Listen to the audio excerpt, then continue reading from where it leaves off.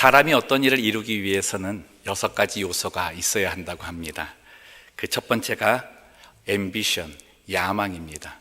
지금으로 말하면 비전과 꿈이 담겨 있어야 됩니다. 두 번째가 expectancy, 기대감입니다. 그 일을 통해서 내가 무엇을 기대할 것인가. 세 번째 요소가 focus입니다. 내가 그 일에 얼마나 집중력을 가지고 달려들고 있는가. 네 번째 요소가 effort입니다. 노력이죠. 얼마나 열정과 노력을 쏟고 있는가.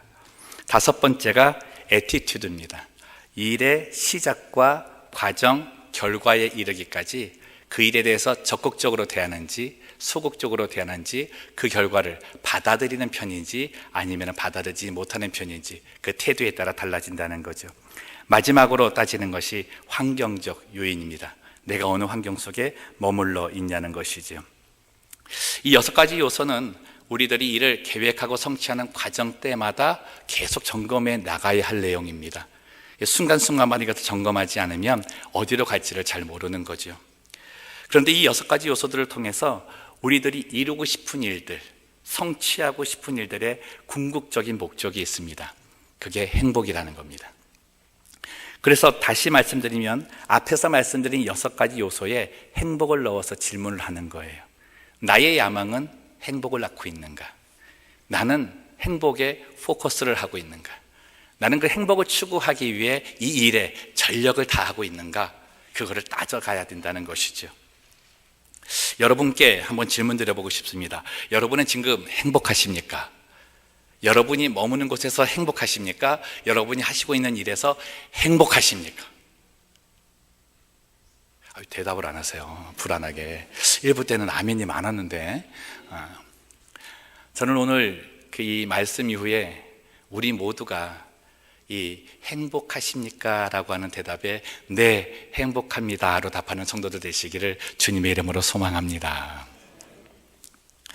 행복이라는 말의 특징을 2가지로 말씀드리고 싶습니다. 행복의 내용은 여러분들 다 아시니까.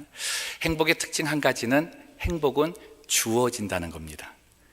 행복은 사람이 만들어낼 수 없습니다. 행복은 누가 주어야만 얻을 수 있는 겁니다.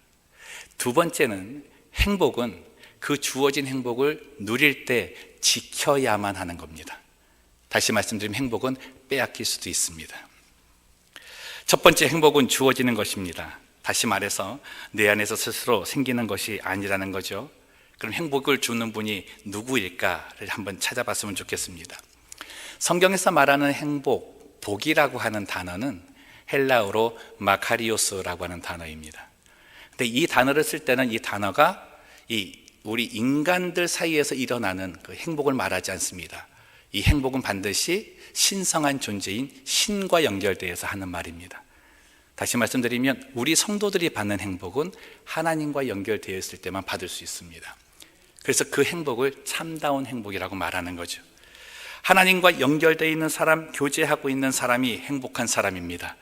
그래서 성도는 하나님을 떠나 있는 곳에서는 그 어떠한 행복도 맛보지 못합니다. 오히려 그 안에서 답답함을 느끼며 살게 되는 것이죠.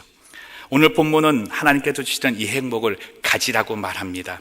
그 방법을 한번 살펴보겠습니다. 10절 말씀입니다. 함께 있습니다. 시작. 끝으로 너희가 주 안에서와 그 힘의 능력으로 강건하여지고. 행복을 추구하는 방법 첫 번째, 주 안에 있어야 된다. In Christ. 사랑하는 성도 여러분, 주 안에 행복이 있음을 믿으시기를 바랍니다. 주 안에 행복이 있습니다. 예수님께서 이 땅에 오신 이유는 하나님께서 가지고 계신 이것, 하나님만이 생산하실 수 있고 하나님만이 주실 수 있는 이 행복을 우리에게 선물로 주시고자 오셨습니다. 그 방법이 구원, 십자가를 통한 구원인 것이죠. 그러니 내가 구원을 받았다고 한 사람은 내 안에 행복이 있습니다.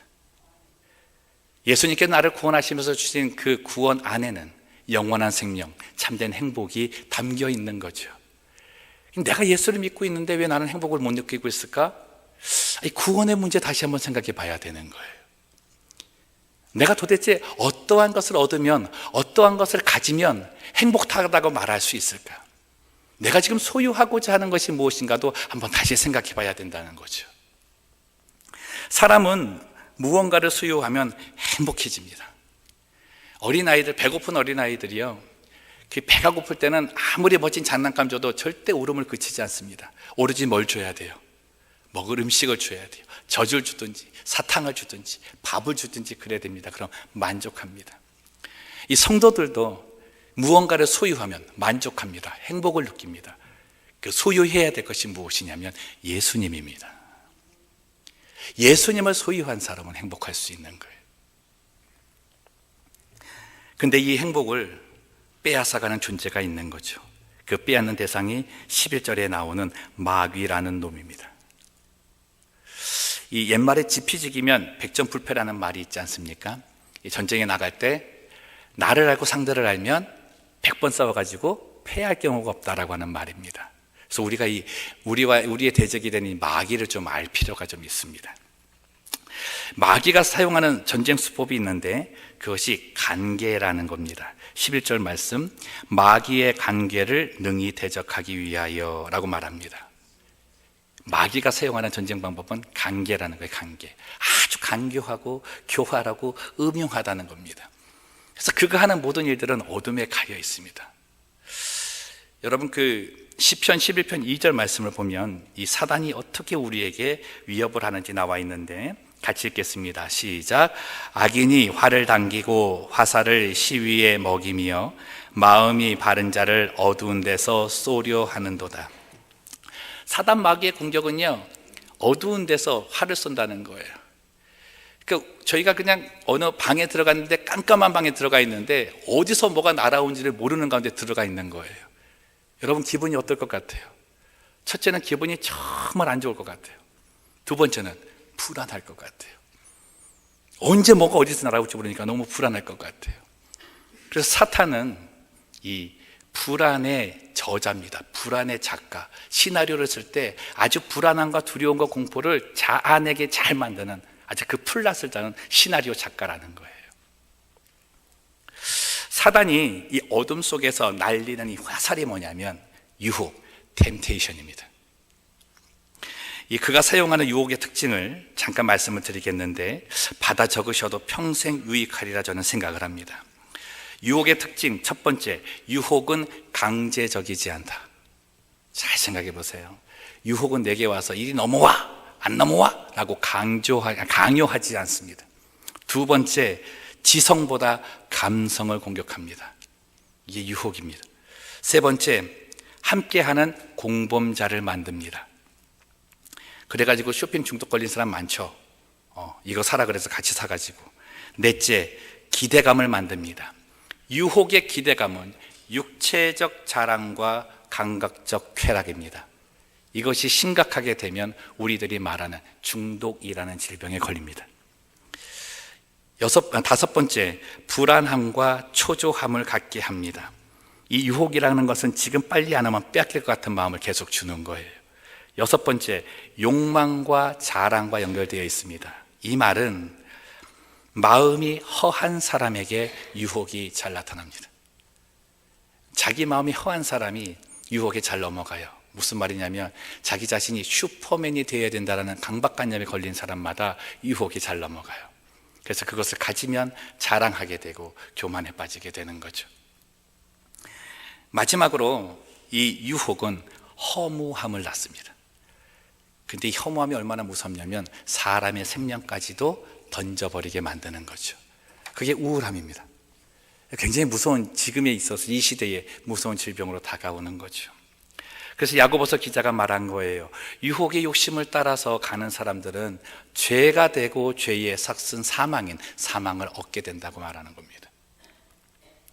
마귀의 관계는 덫과 같습니다. 예전에 TV에서 이 덫으로 사람을 잡는 그 사냥꾼 그 이야기를 들은 적이 있는데요. 이 사냥꾼이 덫을 놓을 때 어디다가 어떻게 놓는가를 설명을 합니다. 사냥꾼이 이렇게 얘기해요. 사슴이 가장 자주 다니는 익숙한 곳, 그리고 그곳에 사슴이 가장 좋아하는 것을 두어서 덫을 놓는다는 거예요. 근데 그렇게 설명하면서 제가 그 이야기 들으면서 한 가지 놀란 게 뭐냐면 이 사슴이 덫인 줄을 알면서도 달려든다는 겁니다. 이게 저에게 굉장히 충격으로 다가왔어요. 이 사슴이, 이게 사슴도 이제 선조 때부터 살지 않았겠습니까? 그럼 뭐 덫을 모르겠어요. 덫인 줄 아는데 가장 익숙한 것에 가장 좋은 것을 던지니까 덫인 줄 알면서도 달려 들어가서 덮쳐 문다는 거예요. 여러분, 사단의 관계가 이렇다는 거죠. 지피지기면 백전불패인데 사단은 우리와 싸울 때 백전불패입니다. 그래서 우리는 우리의 힘으로 사단을 이길 수가 없습니다.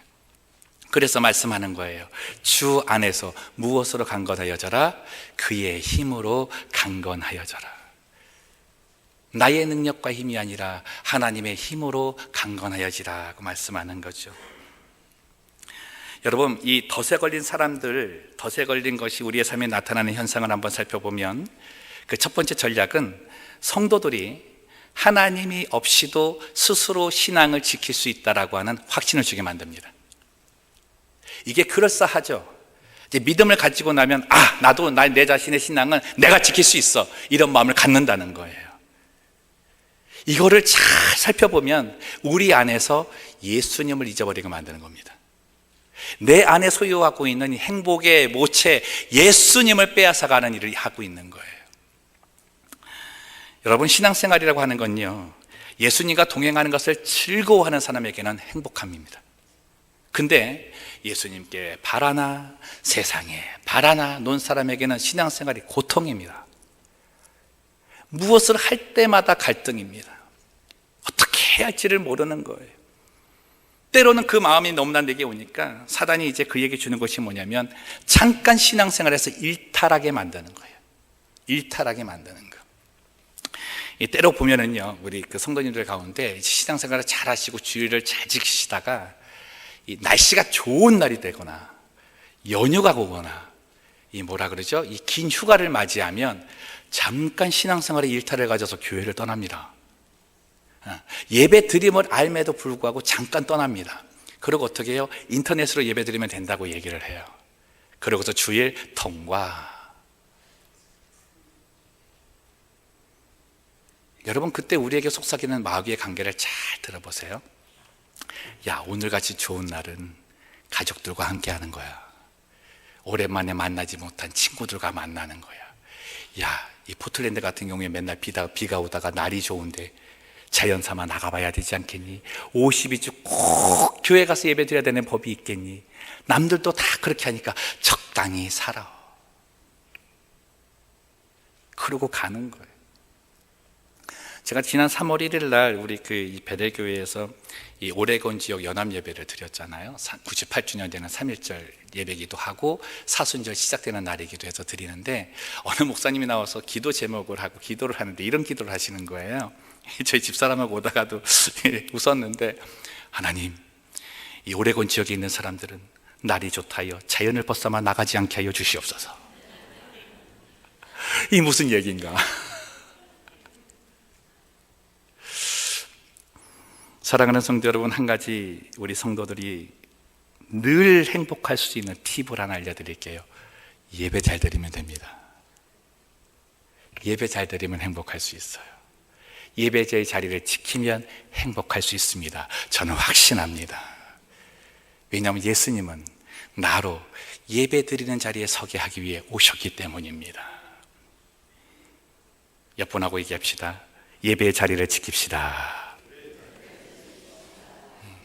이제 안 보이면 큰일 나는 거예요. 이제. 또 하나의 전략은, 이 사단은 자기의 관계를 통해서 사랑하는 존재를 미워하는 적으로 바꿔버립니다. 그 책 하나 소개시켜 드리겠는데, 사회학 교수인 니콜러스 크레스테키스라는 분하고 정치학 교수인 제임스 파울로 씨가 지은 네트워킹, 영어만 나오면 안 돼. 네트워크라는 책이 있습니다. 이제 한글로 번역된 거는 행복은 전염된다라고 번역이 됐습니다. 그 책 안에 보면 행복해지려면 행복한 사람을 찾아가라는 거예요. 따져봤더니 행복한 사람들과 행복하지 않은 사람들을 분포를 보니까 행복한 사람들은 행복한 사람들끼리 모여 있대요. 불행한 사람은 불행한 사람들끼리 모여 있대요. 그러니 내가 행복하기를 원한다면 행복한 사람을 찾아가서 그 곁에 있으면 된다는 거예요. 여러분들이 그런 사람 되기를 주님의 이름으로 축복합니다. 같이 여러분 옆에 있는 사람은 대단히 행복한 사람이에요. 그죠? 나 때문에 행복한 거예요. 그래서 나가다 그러세요.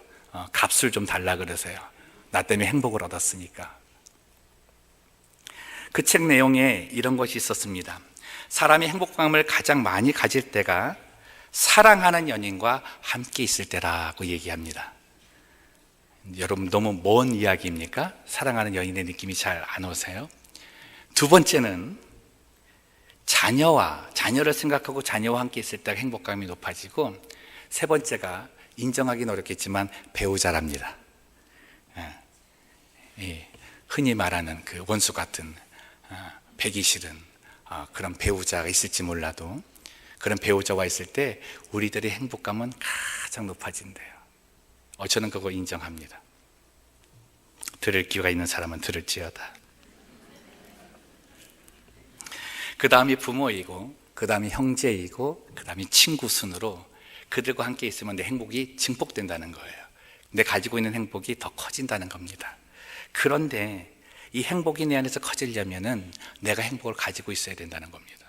이 행복을 빼앗기면 참 놀라운 현상이 사람에게 나타난다는 거예요. 행복이 사라졌을 때 낙심과 절망이 아니랍니다. 행복이 사라졌을 때 나오는 게 분노라는 겁니다. 내 안에서 행복이 사라지고 빼앗기게 되면 화가 난다는 거예요. 여러분, 그래서 성경에서 이렇게 말하고 있습니다. 에베소서 4장 26절 27절 말씀. 분을 내어도 죄를 짓지 말며 해가 지도록 분을 품지 말고 마귀에게 틈을 주지 말라. 내가 분을 낸다고 하는 것은 내 안에서 행복이 사라지고 있는 거예요. 내가 지금 화를 내고 있는다는 건 내 안에 지금 마귀가 들어오고 있다는 거예요. 왜요?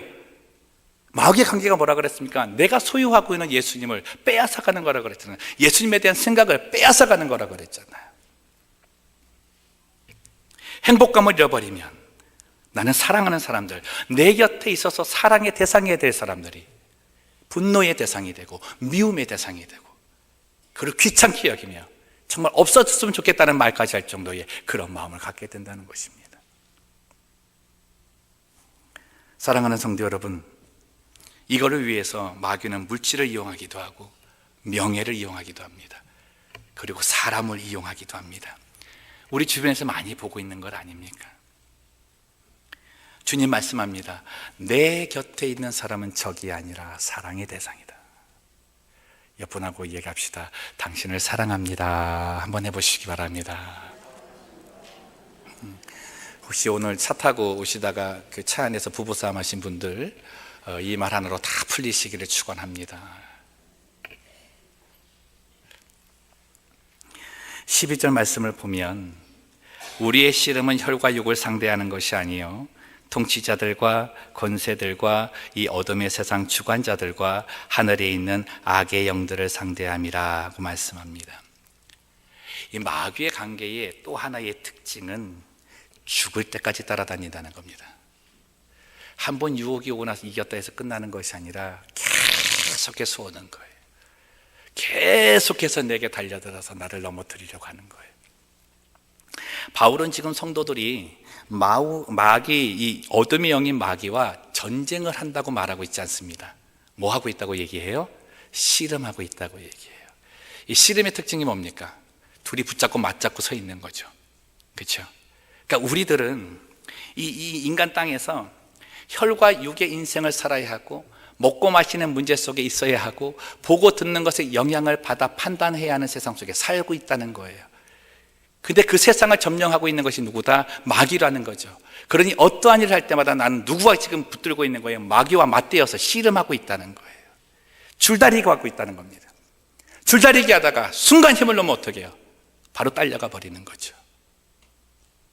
마귀에게 딸려가서 저에게 그냥 1승이라고 깃발을 올려주는 것입니다. 이 마귀의 관계를 이길 수 있는 힘, 하나님은 말씀하는 거죠. 그의 힘으로 강건하여져라. 여기서 말하는 능력, 힘이라고 하는 건 단순히 우리가 어떤 일을 할 수 있는 ability, 그 능력을 말하지 않습니다. 영어 성경에 보면 His mighty power라고 되어 있습니다. 그의 힘은 하나님의 전능하신 힘이라는 거예요.